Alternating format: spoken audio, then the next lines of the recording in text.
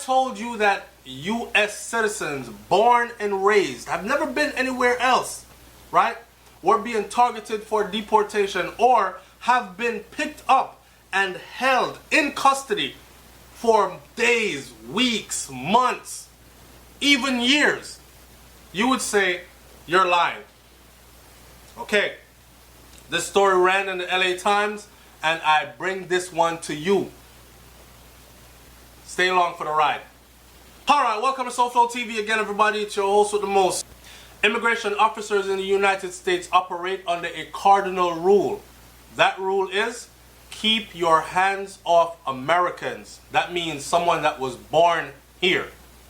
But immigration and customs enforcement agents repeatedly target U.S. citizens for deportation by mistake, making wrongful arrests based on incomplete government records, bad data, and lax investigations, according to a Times review of federal lawsuits.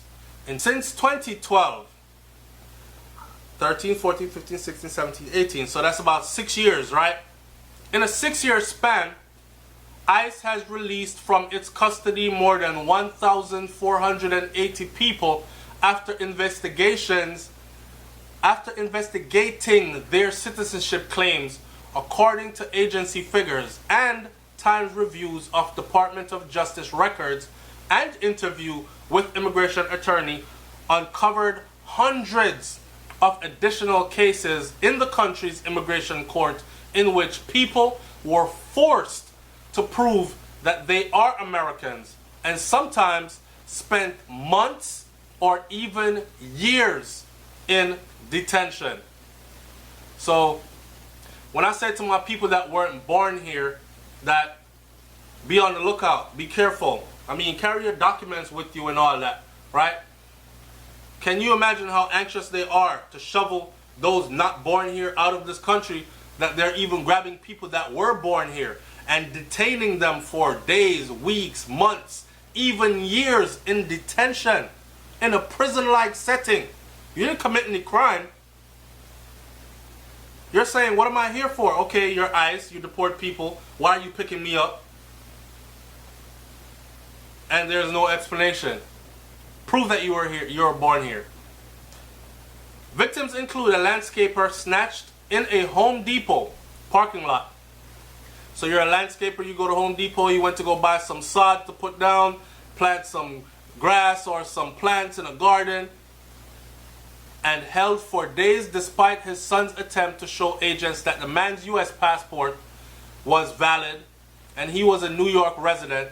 He was locked up for more than 3 years.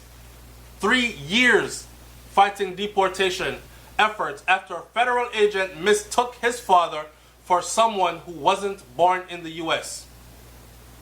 A Rhode Island housekeeper mistakenly targeted twice, resulting in her spending a night in prison, and a second time, even though her husband had brought her passport to a court hearing.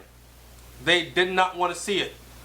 They and others described the panic and the feeling of powerlessness that set in as agents took them into custody without explanation and ignored all their claims of citizenship.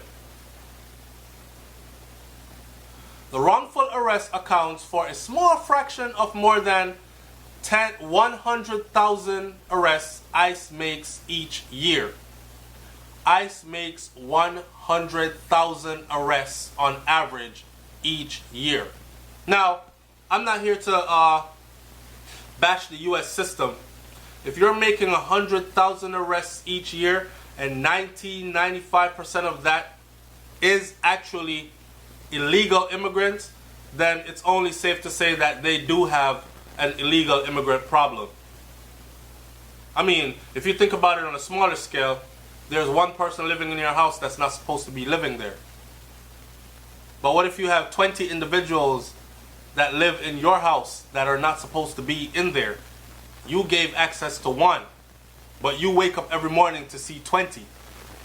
So it's pretty much the same way, but on a larger scale, right? So I'm not bashing that, but I'm saying When citizens are picked up and they're saying, I was born here, I've never been anywhere else. What are you talking about? Ask my wife. Tell her get my driver's license. Tell her get my passport. It's upstairs. And you're just whisking them off in handcuffs with no explanation to their family members. And if I ask you to comment in the comment section, who do you think this happens to the most? I await your answer there. Alright? So, Trump's administration's aggressive push to increase deportation will lead to more mistakes. But the detention of U.S. citizens amounts to an unsettling type of collateral damage in the government's effort to remove undocumented or unwanted immigrants. The errors reveal flaws in the way ICE identifies people for deportation, including its reliance on databases that are incomplete and plagued by mistakes. The wrongful arrest also highlights a presumption that pervades U.S. immigration agencies and courts that those born outside the United States are not here legally unless electronic records shows otherwise. And when mistakes are not quickly remedied, citizens are forced into an immigration court system where they must fight to prove that they should not be removed from the country, often without the help of an attorney. Wow. So that's kind of scary. That's kind of scary. Sergio Carrillo had already been handcuffed in the Home Depot parking lot on that July morning in 2016 when an officer in Homeland Security uniform appeared. Homeland Security? Carrillo asked. What do you want with me? Ignoring the man's demands for an explanation, the officers ordered 39-year-old landscaper to be taken into a federal detention facility in downtown Los Angeles. He screamed, "You're making a big mistake," he recalls saying from the back seat of the officers driving him. "I'm a U.S. citizen." Yes, he was born in Mexico, and he had lived nearly his entire life in the United States, though, because he automatically gained his citizenship in '94 when his mother became a citizen. He received a certificate of citizenship from the U.S. government and a passport to document his status. Federal policies require ICE agents to carefully and expeditiously investigate any claim of U.S. citizenship. But throughout his detention, Carrillo said ICE officers either ignored or scoffed at his repeated claims of being a citizen. When his son rushed to the downtown booking facility with his father's passport and citizenship certificate, ICE officers refused to consider the document.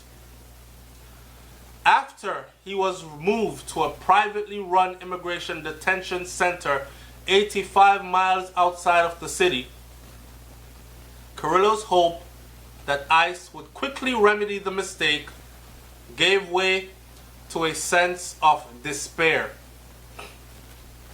Inmates in there were telling me, he said, "You're not going to see a judge for weeks.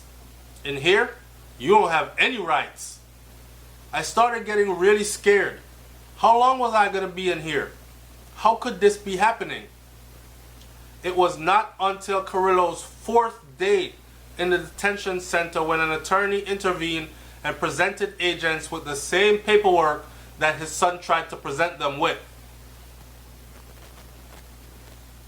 By this time, being a landscaper, he had a mounting amount of phone calls of clients that left angry messages, and several of them fired him.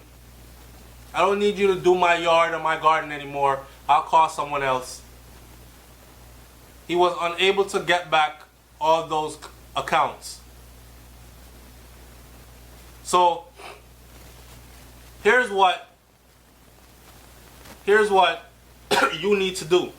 If you are a naturalized citizen, first of all, when you go and you swear in and you hold your hand up, I swear to uphold the Constitution of the United States of America, and you do all those things, right?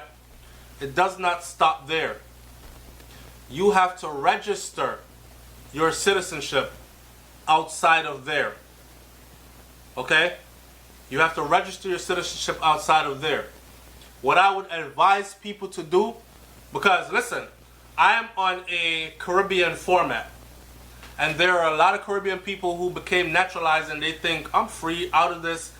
The ones who are struggling to get citizenship or whatever, they're the ones that have to deal with this. No, you might have to deal with this, and you might be mistakenly deported before, or your family's resources might be drained before you can actually prove that you did become a citizen legally. So what I would advise you to do is two things. After you are sworn in, make sure that when you left that place that you went and registered your citizenship. That's one. Two, I want you to keep a copy of that citizenship certificate. Make a photocopy of it. Keep the original at home, of course. Make a photocopy of it. Fold the photocopy and keep it somewhere on your persons. A lot of us men carry wallets. A lot of us women carry handbags or purses. And if you switch your handbag and your purse, you need to make that be something that you switch along with your car keys. Because you can't go anywhere without your car, right? Don't go anywhere without that as well. That right there will save you this headache right here. Alright? The SoFlo TV, man, I was going to tell you a story about one particular individual that was held in custody for 1,273 days. And he is not the only one that had been through this ordeal. So it happened to him. It happened to many others. It can definitely happen to you. Now what I want you to do is I want you to stay tuned for the next immigration video that I'm about to do. And this video is the fight to keep legal residents from becoming citizens. Stay tuned. You might fall right in those brackets, and there might be ways that you can help yourself. Alright? It's SoFlo TV. I'm up out of here. Leave your comment in the comment section. Peace.